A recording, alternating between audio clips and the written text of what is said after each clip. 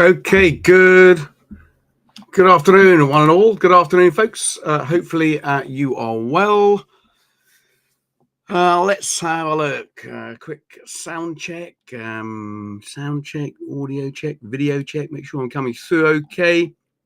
Who do we have in the house today? Ray Dalio, good to see you. Ola, regular as each and every week. We see you there, Ola. Thanks for tuning in. Ray Dalio, yes, sorry, NAS USD 2024. Hello to you. Can't pronounce that name, unfortunately. In that, welcome to you as well, but I can't pronounce your name. It doesn't come across in my type, unfortunately. Hopefully you're all doing well. Hopefully you had a good weekend, enjoyed the weather. We were, for those of you that follow football, I was at Wembley again. Wembley for the Community Shield, which was a great result for Crystal Palace, of course. Great fun day out there at Wembley. No worries. Yep, no worries if you don't understand English. That's okay. River Saint Trading, good to see you. Yeah, anyway, hope you had a good weekend. If you're new to this weekly stream, we do this every Monday. It's your chance to basically ask me any questions you might have in terms of markets, anything you want me to review. I try to mix it up with a bit of fundamental analysis, a bit of technical analysis, basically giving you a bit of an insight to what you can expect for the week ahead. I always say that even if you're not interested in trading fundamentals, and I'm not a massive fundamental trader on the short-term charts, if you're not a massive fundamental trader, I still think it's important that you understand what's driving the markets that we are daily trading. So we just basically go over the fundamentals, what the main sort of catalysts are that have been moving the markets and moving and will potentially move the markets this week. Then we'll get onto the charts and look at some technical trades, technical analysis as well. We also have a Guess the Gold competition, which we run each week. We give away a $12,500 assessment account in our Experienced Trader program. We give that away simply for guessing the price of gold, where gold will close on Friday. Okay, and I'll announce the winner at the Monday stream for the previous week's winner.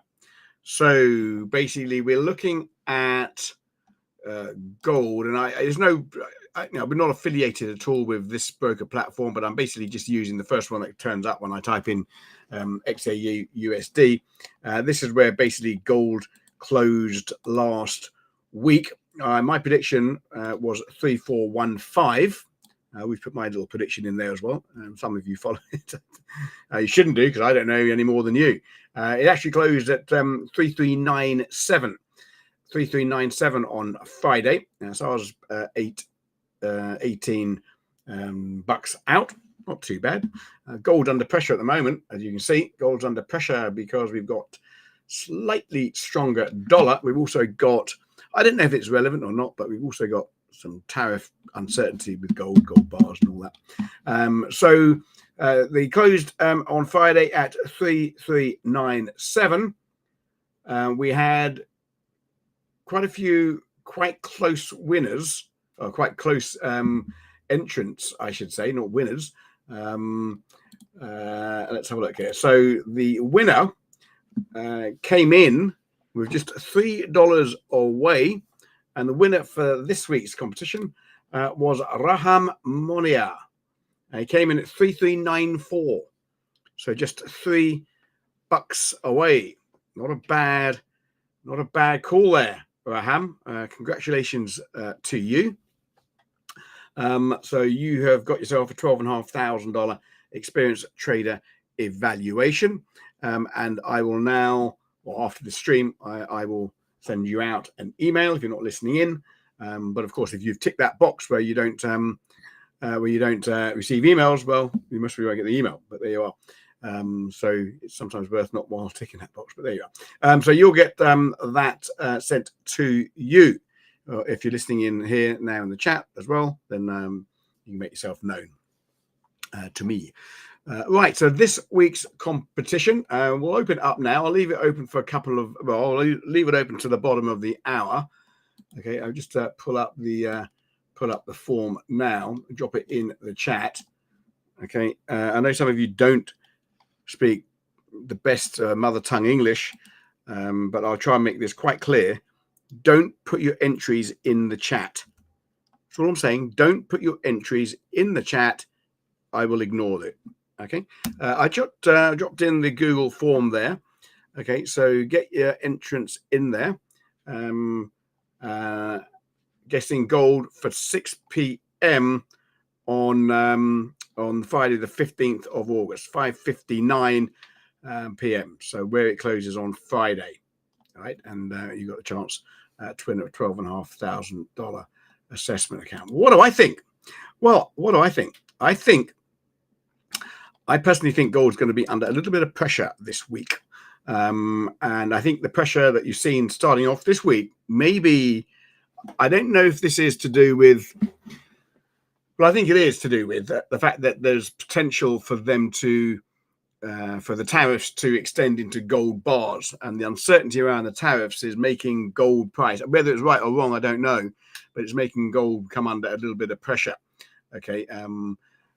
So, and I think that's more likely to continue when you see that type of big move on a Monday. I just sort of like show you here when this candle here, big momentum candle. Often when you see these big momentum candles, like there, okay. Often when you see that, like you saw it there, you saw it there, you saw it there, you saw it there, all very similar. And normally these daily momentum candles that you see at the peaks here are normally followed by some decent moves. So for me, technically, I think we're going to see gold come under renewed pressure this week. And I would be looking at, my guess is going to come in. Whoops, daisy. My guess for gold, and I can't win my own competition, of course.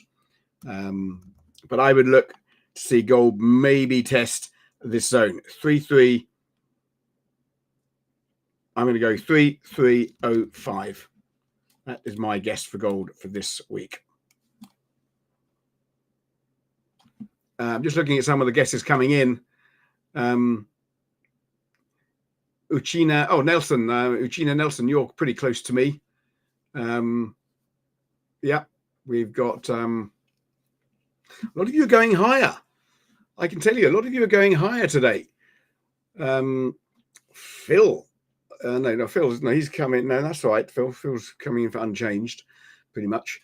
Ahmed, you've gone a lot higher. I won't read them all out now, but yeah, you can get your entrance in there.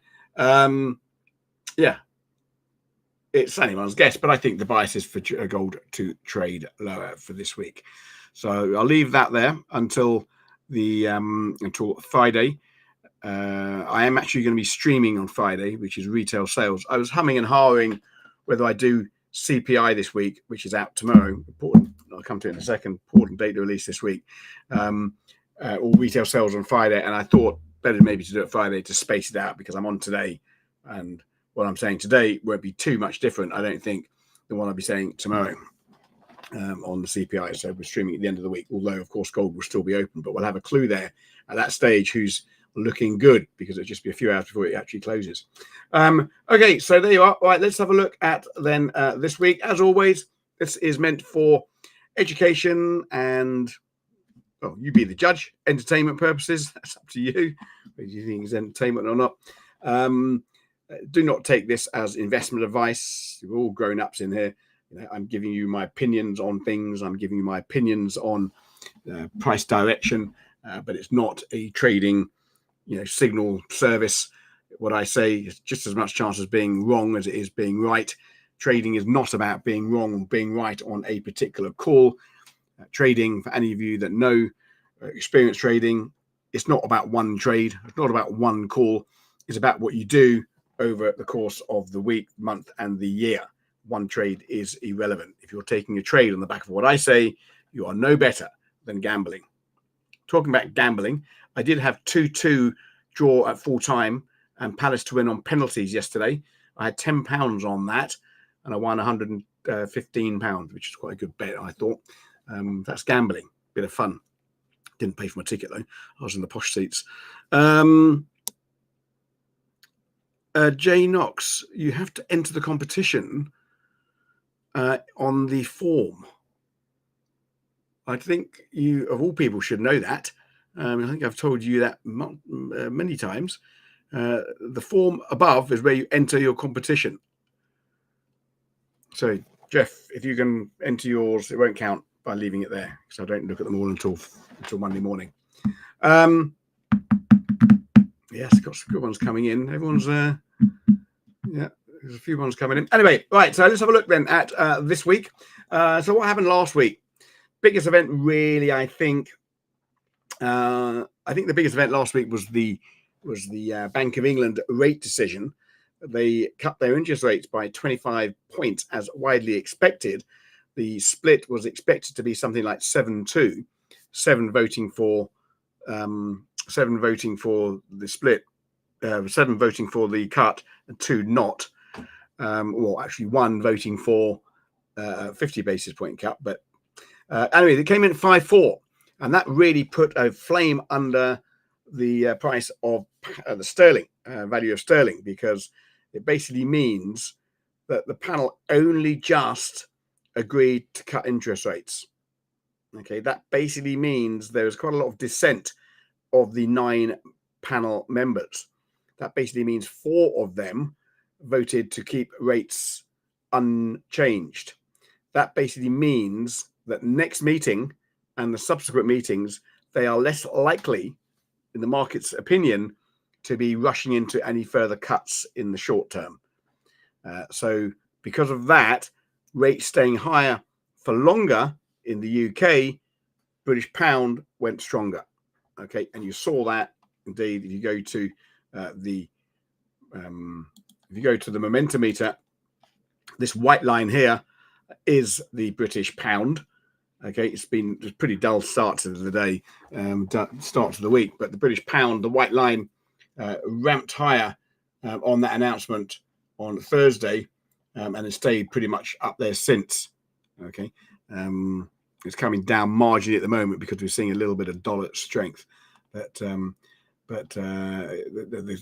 pound strength is definitely accredited to that. We also had a fallout from the jobs data. So you'll recall the week before we had non-farm payroll with a massive big revision. Trump subsequently sacked his the head of the department that basically collates these numbers because he thinks they're all corrupt because it showed that job numbers are falling. But because of that, though, the likelihood of a Fed move on interest rates lower has now increased somewhat. In fact, it's gone up now to about 97% chance that they will cut interest rates at the next meeting. Again, I show it all the time. Hopefully by now you're watching it yourself. But if you go to the CME FedWatch tool, okay, it basically shows you what the swaps market, futures market is expecting. Oh, it's gone down a little bit. Okay. Oh, okay, so that's why the dollar's getting a little bit stronger this morning. Right, you've seen the dollar getting a little bit stronger. That was at 97% on Friday, and now I'm just looking at 86%. So the chances of a cut was at 97%, now it's at 86%.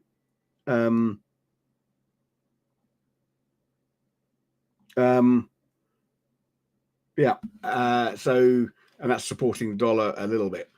But if you look by December current rate is 4.25.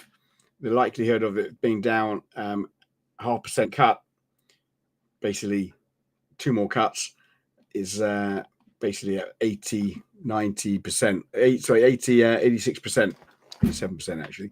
So 87% that they're going to cut twice now before the end of the year. So there you have it. And that's basically a little bit of the reason why you got dollar strength this morning, because that's because the swap markets are not so confident of a cut. Right, and of tariffs uncertainty for gold, I've mentioned that was another main mover. So the fallout from the jobs data, let me just go back to that. So that basically means the dollar's been under pressure because they're expecting cuts to spur on the economy. But the Fed do have an issue because we've got inflation sort of stubbornly high. Inflation is due out tomorrow, in fact. So we'll talk about that when I get onto the calendar. But the Fed have got a bit of a battle on their hands because they've got two mandates that they have to do. Elvis, it's not my screen that's blurred, young man. It's yours. The screen's absolutely fine here. It could be your internet. So the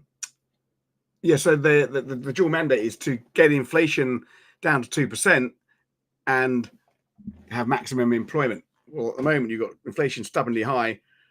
Possibly will edge up to 3% this week, and the jobs are weak. Job markets are weak, so they're not winning. They're winning on the job, but they're winning on the but they're not winning on either. So do they cut interest rates to spur on the economy in terms of jobs? But if they cut interest rates, there's upward pressure on inflation, and inflation's, as I say, already stubbornly high. So they've got a bit of a battle on their hands. So that's why it's pretty interesting to watch. So last week's movers, as you see, the stock markets were up nicely. NAS was up 4%. The stock market's hitting all-time highs again today. Excuse me. The S&P 500 was up almost 3%. The DAX, that's the German market, that was up 2.7%, something like that, 2.6%. The German stock market, FTSE, surprisingly, was it wasn't surprisingly unchanged. FTSE was unchanged. Do you know why that's likely to be the case when all the other stock markets are strong? Do you know why? Any ideas? I'll tell you why. This is my assumption anyway. Because pound is strong and 70% of the components of the FTSE 100 are made up of exporting companies. They export their goods overseas. Yep. If the pound is strong, it makes their goods and services more expensive to buy. So obviously, if they're not selling as much, companies don't do as well. So the stock market, stocks will basically come under pressure as sterling goes higher. That's the correlation. Correlation's appearing in all walks of the markets, and you need to know what correlation is all about. Because if you're buying the FTSE and you're seeing a pound going higher, well, maybe you should be thinking about that as a consideration, whether you should be doing that. Gold was up 1%, nothing really, before it fell off over the weekend or this week because of the central towers. Bitcoin up 4.5%. I think Bitcoin's kicking off again this morning. This morning it's kicking off. I think it was at all-time highs again today, 121, I think it was. And WTI, that's oil. Oil is up 5.5%. Any ideas why we think oil is up? Anyone want to put a suggestion in? Elvis says, let's have a look here. How pound influences gold? As we know, almost US restrictions on trade. Pound doesn't really influence gold. It doesn't really. It doesn't really. I don't think. It's priced. The gold fix is priced in pounds, but it doesn't interfere with it. I don't think much. Elvis is long gold. Right. I'll tell you why I think WTI is up. Okay. Look at WTI. WTI was in a downward trajectory. Let me just go to the WTI. Excuse me. So this is oil. Okay. West Texan intermediaries. So oil has been 1, 2, 3, 4, 5, 6, 7 days in decline. You would agree. I know you'd agree because you're nice people. You don't have to agree with me, but you would agree that this level here, where we are at 63, sort of 50, we rolled off it back in acceptable. We rolled off it back in April. Pulled back, big move. Look, big move from there. Rolled off with a 12% drop. made our way back up, tested it, rolled back again. Big wick candle, tested it. Do we agree this is liquidity? Do we agree liquidity here? Finally broke through, back up, retested that old resistance, new support, boom, off it went again. And then this free fall from oil from 75 down to 63, which is another 15% drop in oil, bounced off it a number of times. Now we've broken through. I think you'll find that this could act as a resistance zone. Okay, so old support acting as resistance.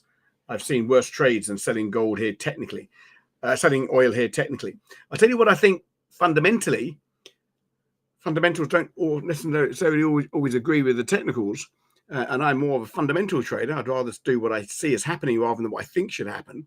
But what I think will happen with oil is that this move down over the last few days, I think, has been accredited to the fact, amongst other things, amongst other sort of Saudi and OPEC sort of increasing production, which has been sort of around for a while. This is where the big move was earlier.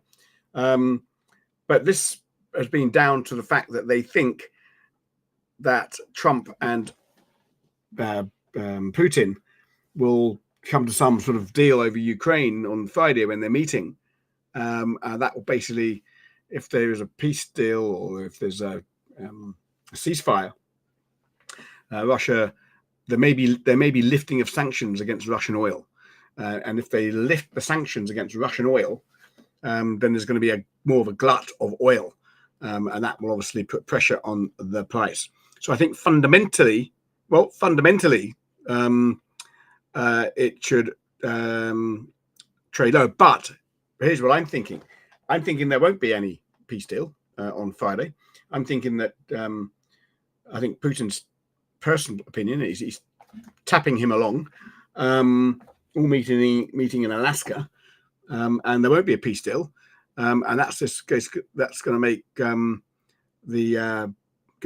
Trump get really annoyed, start sanctioning the likes of India and other Russian importers of oil, Russian importers of Russian oil, big tariffs on those, and that obviously pushes prices up. So I think fundamentally, no peace deal with Ukraine on Friday. That's going to cause oil prices to rise, possibly quite considerably. When I say quite considerably, I don't think a move back up to 70 would be a completely unrealistic move. Technically, we sell it. Fundamentally, I'll be worried about selling it because I think you could get stopped out pretty quick if they break down. And I can't think why, this war was the war from Russia. Basically, they had a mission, and they haven't achieved their mission yet. They want full control over Ukraine and Kiev, and they haven't had that yet. So why is he going to back down from that? I just don't think he hasn't achieved his mission yet. So there you are. Yes, you could compare WTI with CAD, dollar CAD. If you don't know, Elvis. So Elvis asked here, for those of people who are not reading the chat, could you compare WTI with the dollar CAD? Well, you go to this button up here, the plus button, type in dollar CAD. It doesn't matter which one you use. And you can see the correlation. Let's have a look at the 4-hour correlation. So dollar CAD hasn't really been moving much. This is not showing any correlation, but obviously Canada is a big exporter of oil. And of course, if oil prices rally higher, then obviously to buy Canadian oil, you need Canadian dollars. And if everyone's scrambling to get cheaper oil, then they buy Canadian oil. And so the Canadian dollar will go better. Yeah.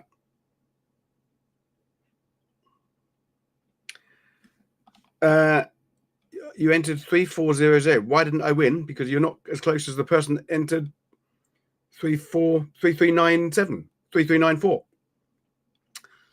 which is $3 away. And he was obviously first.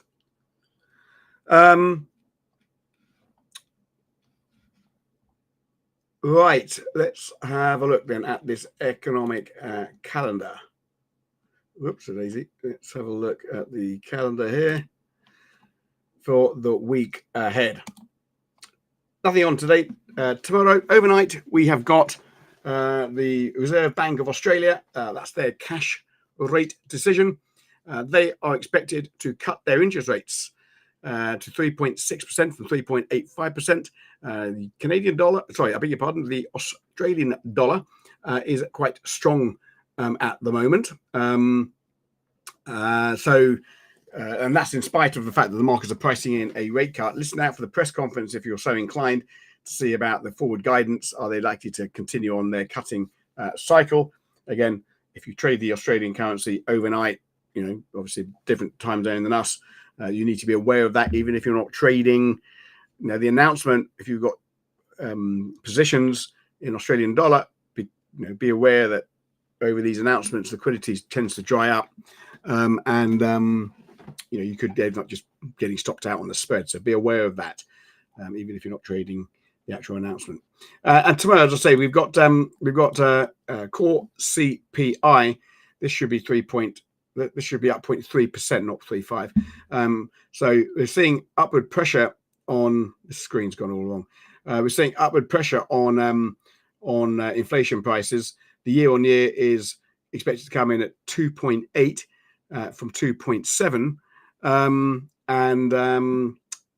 Again, that's so it's not. I mean, it's not the main measure of inflation that the Fed look at, but nonetheless, I saw some economists today talking about inflation could even edge up to 3%. In fact, one of the old Fed governors was expecting it to come in at over 3%. I mean, if it comes in over 3%, you can bet your life that CME FedWatch tool, the odds of a cut in September is going to diminish again. From 9.7 last week, 8.6 now, and it's especially going to go down to 80% if these numbers come in higher than expected. Inflation, remember, they've got to control inflation. So keep an eye for that. 1:30 tomorrow. As I say, I was going to stream it, but I'll be streaming Friday instead now. Wednesday, we've got Australia prices, wage prices. I don't think it's really relevant. All the economists are talking about a red flag, it's basically we've had a rate cut that week already, so that month's numbers isn't going to be that significant because we've had the rate decision. The only reason it will be important is if they decide not to cut interest rates, and these wage prices come in lower than expected, then they'll be saying, right, next meeting. But yeah, that's it if you're trading Aussie again. So Thursday, another inflation number. It's called PPI. It stands for Producer Price Index. It's basically what the companies have to pay for their raw materials at the factory gate, producer prices. Clearly, if the prices are pushing up, as it looks as though they might be, that basically means that they've got to put those price increases on into the customer. And if that's the case, then you'll see inflation rise, more upward pressure on interest rates. So PPI, pay attention for that. And on Friday, well, I am streaming live. We've got retail sales, which is, again, in line with what we're seeing possibly with the job numbers, weakening job market. We're seeing a potential drop in retail sales. Clearly, if more people are unemployed, less people are working, then obviously less people are spending money. So that's sort of like in tune with what we're expecting to see in the jobs market. And then Friday we got the Trump-Putin meeting. I don't know. It's in Alaska, so what's that? They're Alaska. They are about I think they're 5 hours behind the UK. So that could be any time from the Friday afternoon press conference. If it's not a positive meeting in terms of Ukraine, then you can expect to see oil prices rally, I would have thought. Yeah, that's my guess on that. If it is a positive meeting, then you can expect to see oil prices fall. You'll expect to see stock markets smash through the current levels and hit all-time highs, I would have thought, if there is a deal. But so possibly the biggest event of all the week is the Trump meeting on Friday.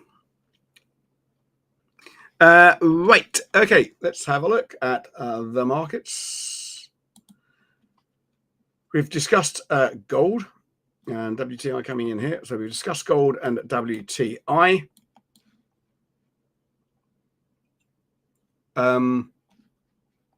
Just bear with me a second.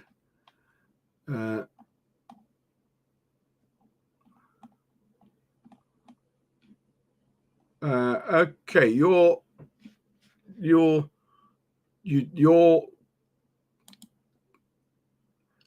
3400 wasn't entered. It did not go through. So whether you put it in the chat or not, I don't know. But it's not in. It's all automated. It's not done manually. It's all automated. This and your entry there, unfortunately, didn't make it. So that's why we insist that you put it in to the Google form there. So there you are. But again, you weren't first anyway. The first person who got it was whoever the winner was. Okay, so what are we looking at? We're looking at euro against the dollar. Someone's asking about euro dollar. What do I think about euro dollar? Let's take that correlation off. Well, this is dollar strength, isn't it? We've been in that. We've been ranging. We broke through. Clearly, this is a support zone.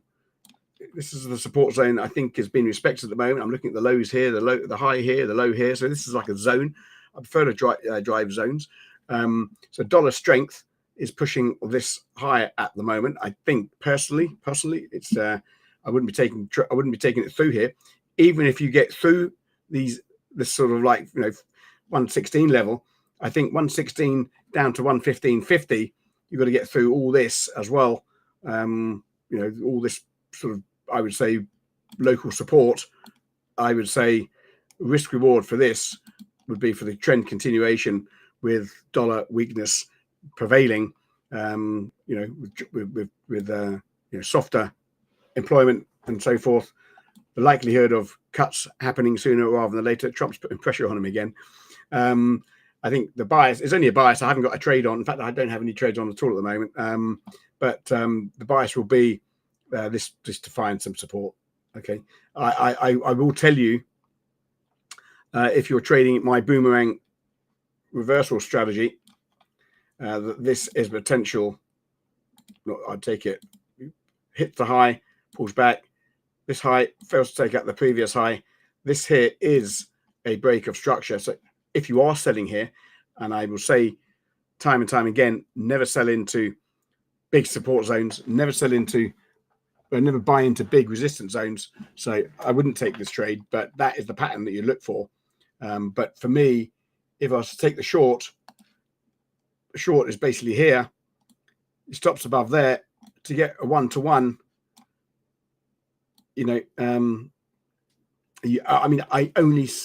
This is going to be, I don't think I get a 1-to-1 out of it. I think you're going to find a bounce around the zone. So I wouldn't take that trade. But that is the pattern for boomerang reversal. For me, SMC. Are you an SMC trader, or is that just your name? Are you a smart money concept trader?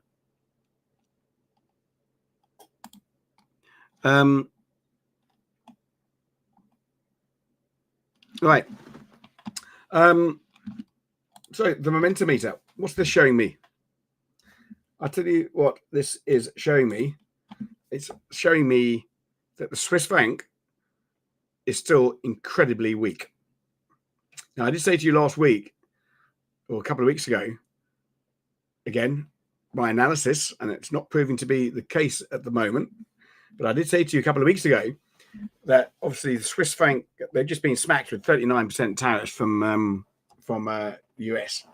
And my suggestion was that the Swiss, I'm not going to put up with that. They're going to try and do some deal, which is why you might be able to pick up some cheap Swiss franc. But Swiss franc is continuing to decline because no sort of trade deal has happened yet. And then you've got pound, which is the white line. So you've got the red line is the Swiss franc. You've got the pound is the white line. That shows you that buying the pound and selling the Swiss franc most probably still continues to have an edge. So we can go to pound Swiss franc here, right? How I'll do all my analysis really. Start off at the higher time frame charts on the daily, which is basically here. I look for my roadblock support and resistance. Roadblock support and resistance. You've got that's a problem, isn't it? You've most probably got a bit of a level up here at 109.20, 30 pips away. So this bounce, nice bounce.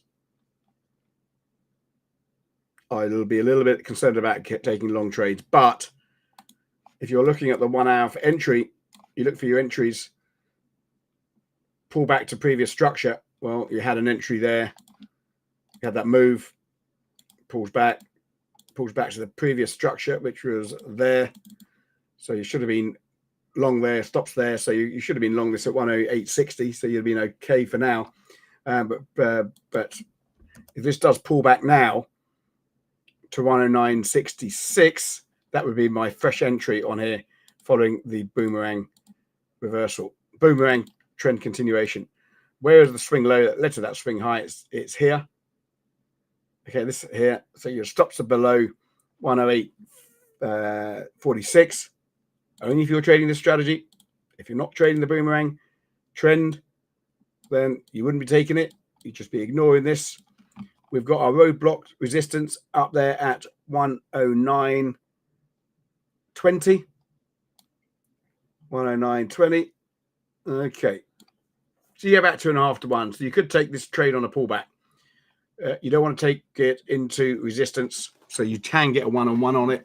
Pound is still strong. Swiss is still weak. Trading is all about just having an edge. Buying a strong currency, selling a weak currency, far better than buying a currency that's strong and selling a currency that's also strong. Clearly, that's not got the best edge, has it? So there you are. So I'm looking at the pound. Looking at the, you can look at Aussie Swiss. Let's have a look at the Aussie Swiss.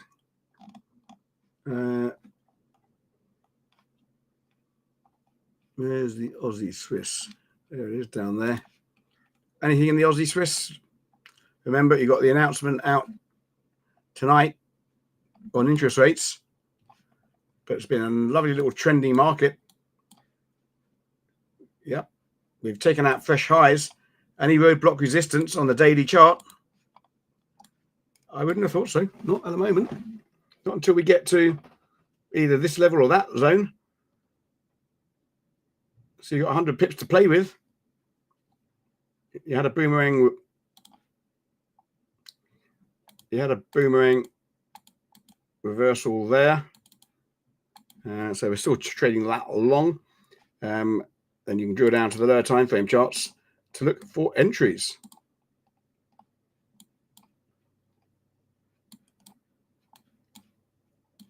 Yeah, I mean, we're putting back now to the previous high. This is an entry here. Bear in mind, you do have the interest rate decision, although it does seem to be pretty much in the market. But there is a potential entry for you if you're following the boomerang. If you have no idea what I'm talking about in the boomerang, you know how you can get all the education stuff. Just use the Prop IQ. Just use the Prop IQ coupon code at the checkout, and you get access to all our.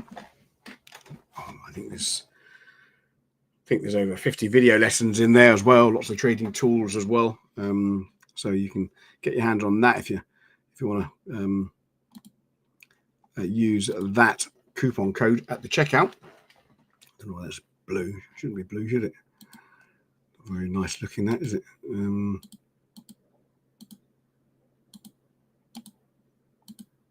I'll change that another time.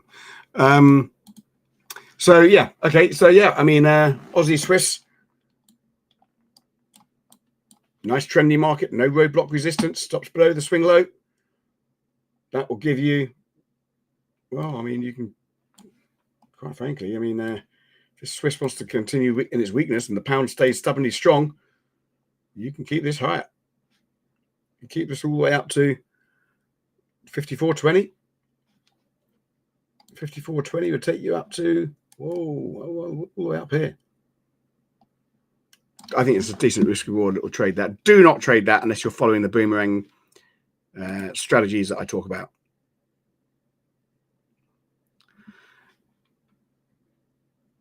if you want to enter the competition for gold, I'm going to close the stream off in a minute anyway, so I'll just drop it in the chat quickly. Again, there's the document. So click on that. We've had quite a few entries coming in. Let me just give you a snapshot of where we're looking at. The lowest is 2650. From Josh.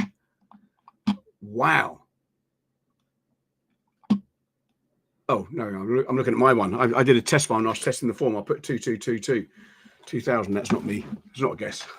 We're ranging from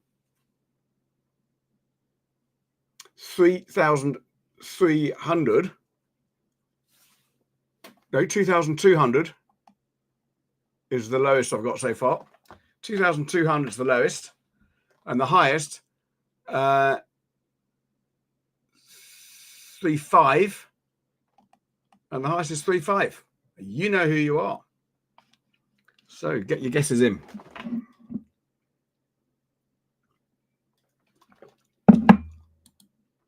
Pound Aussie, see? Both strong. No edge. Both strong. Flatlining currency because they are, as I say, both strong.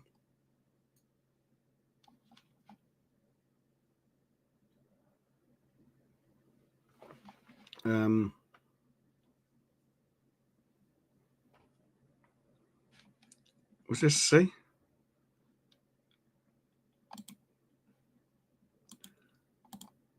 And hang on, there are blue and red squares in the left that show the currencies below or above. Oh yeah, gosh, yeah, that's on my MT4.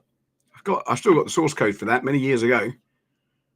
You've obviously been following me for many years. Yeah, Samir Hill, you've been following me all this time. Thank you. Yeah, I did that on MT4. I said I've still got the source code. If you want, I don't think you need it, but if you want to send me an email, education@fundedtradingplus.com, I'll see if I can dig it out for you and send it to you for MT4. I don't have it for MT5. You didn't code it for me there. You must be get chat to code it up for you now pretty easily.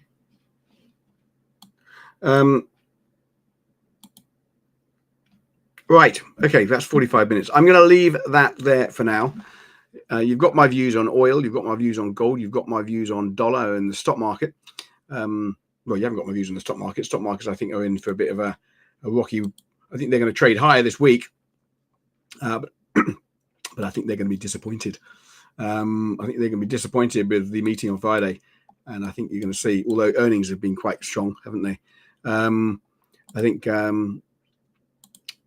going to be a bit of a knee-jerk reaction. Excuse me a second. I'm just getting myself into all sorts of knee-jerk reaction lower on some negative news. But at the moment, you don't really want to stand in front of these stocks, do you? I'd say.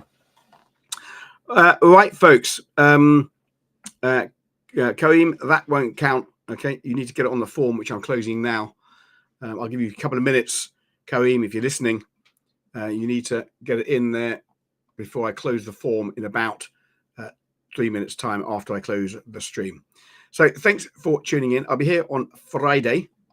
Okay, so if you want to take part in the retail sales live stream, I'll have a little trivia going on as well. I'll give away another $12,500 experience program assessment for you, which is a bit of fun. Just a short little 3 questions, which I'll give the answers to anyway beforehand if you listen to me. So I'll see you on Friday, if not before. If I have any reason to come in beforehand, I will do. But if you don't subscribe to the channel, of course, you won't know that. And of course, if you have ticked the box not to receive any notification from us, well, you won't know that either. So there you go. All right, folks, I'll leave it there. Thanks for tuning in. Have a good week. Not very much out for the rest of today. We'll see if there's going to be any moves ahead of Friday. There's some inflation data coming out in the UK, in the US. Cheers, folks. Have a good one.